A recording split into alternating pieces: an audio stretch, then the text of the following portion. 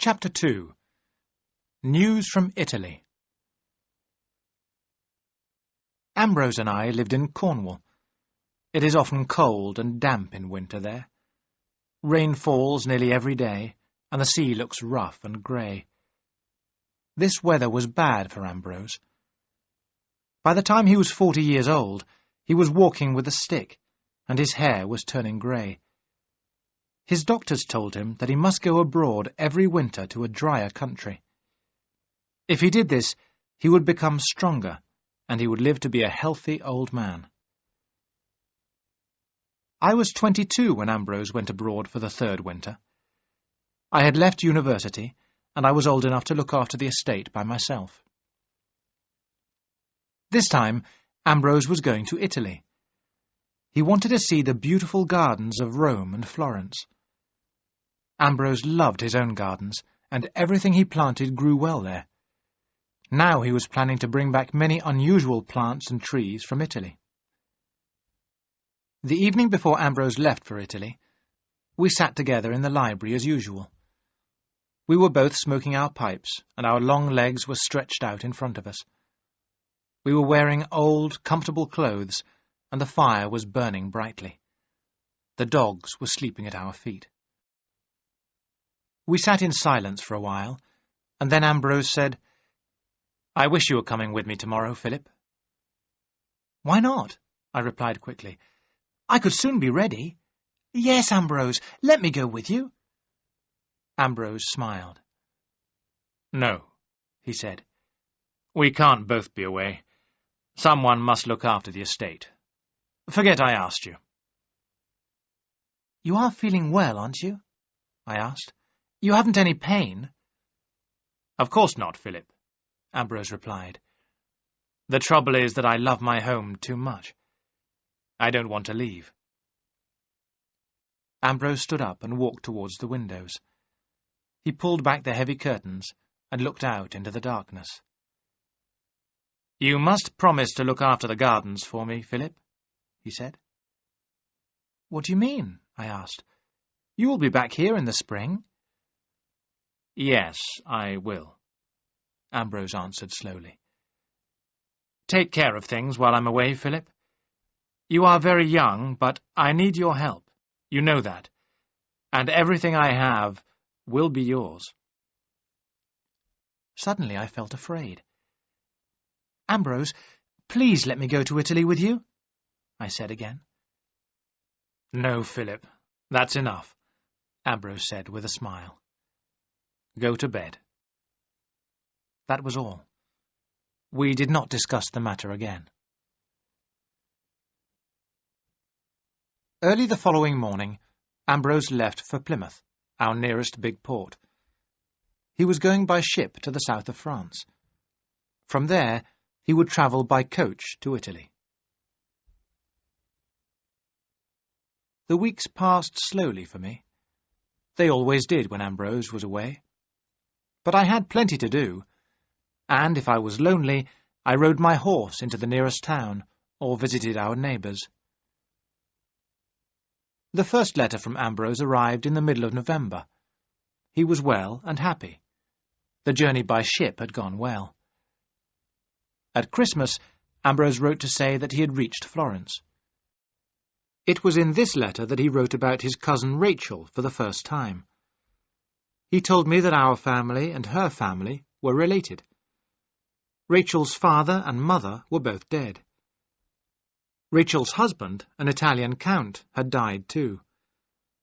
She lived alone near Florence in a big house called the Villa Sangaletti. Rachel had planted the gardens of the villa herself, and they were famous for their beauty. I was glad when I read this letter. Ambrose had found a friend who loved gardens as much as he did. The winter in Europe was very bad that year, and snow covered the roads. Because of this, the next letter did not arrive until the early spring. In this letter, Ambrose told me more about his cousin Rachel. She had found him somewhere to stay near her villa. "My cousin Rachel is a very intelligent woman," Ambrose wrote. But thank God she doesn't talk too much. Her gardens are beautiful. The weather is getting warmer, and I'm spending a lot of time in them. My cousin Rachel is pleased to have an English friend, and I'm giving her advice about business matters. She has very little money.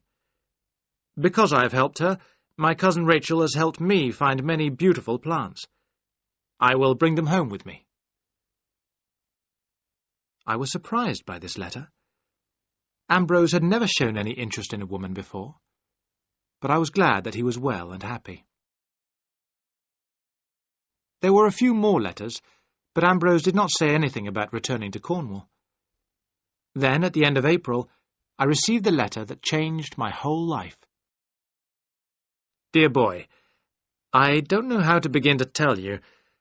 My cousin Rachel and I were married 2 weeks ago. I do not know why she has chosen me, but we are very happy together. I love her, Philip, and I am sure you will love her too. She is kind and good. Tell our friends about my marriage, Philip, and remember, it will never change my feelings for you. Write soon and send some words of welcome to your cousin Rachel. I could not believe it. I took the letter out in the gardens and walked slowly down to the sea. I sat there and read the letter again. I felt lonely, angry, and very unhappy. I was already jealous of this woman, my cousin Rachel. I knew that my life would never be the same again. I told all the neighbours about Ambrose's marriage, but I did not speak to anyone about my feelings. To my surprise, all our neighbours were very happy at the news. "It's the best thing that could have happened. When are they coming home?" people said. But I did not know. Ambrose had not written anything about when he would come back.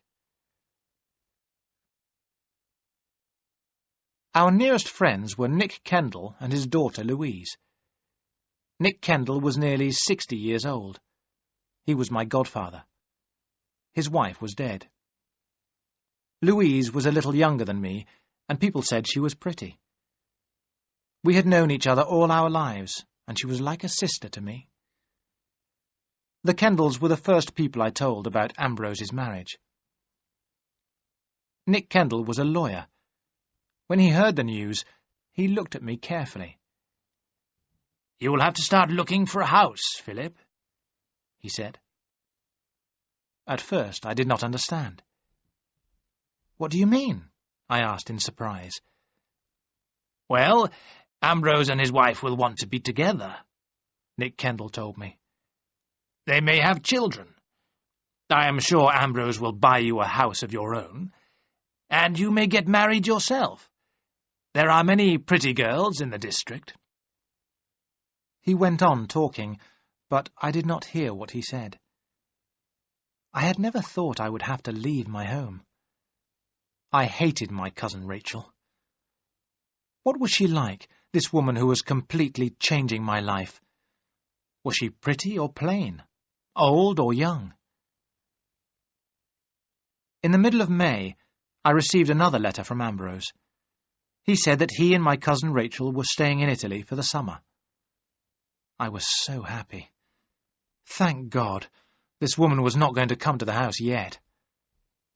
I began to enjoy life again. The summer passed and winter came. Ambrose did not return. He continued to write to me, but his letters changed. I began to feel that he was not happy. The summer and autumn were very hot in Italy that year. Ambrose was having terrible headaches. He had never had headaches before. But he said nothing about coming home.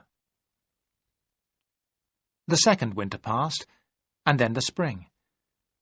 Ambrose had been married for more than a year now. Many weeks passed, and I did not receive a letter.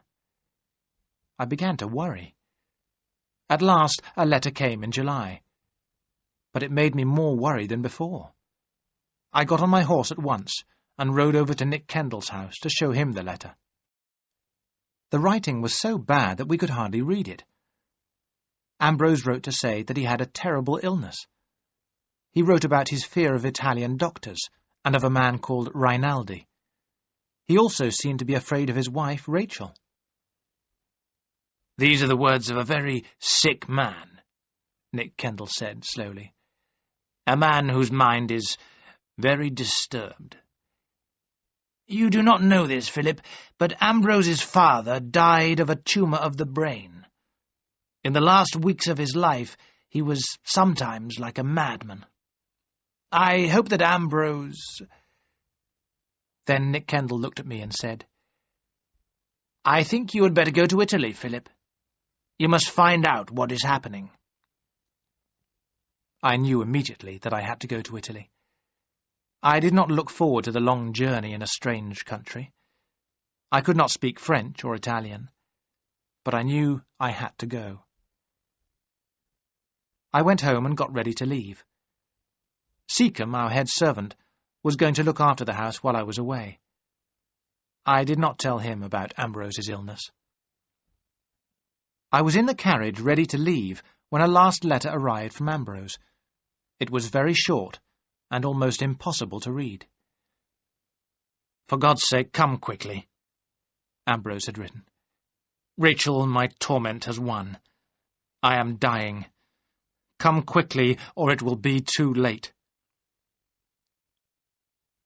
I began my journey with a terrible fear in my heart. It was the 10th of July. I knew I could not reach Ambrose until the middle of August.